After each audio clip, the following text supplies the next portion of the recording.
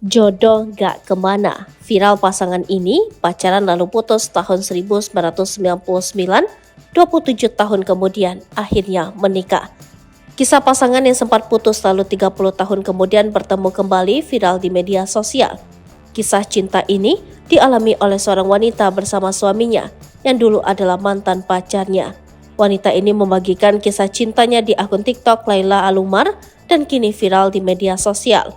Wanita bernama Laila itu pun menceritakan perjalanan cintanya dengan sang suami. Diakuinya, Laila dan suami kenal dan berpacaran pada tahun 1991.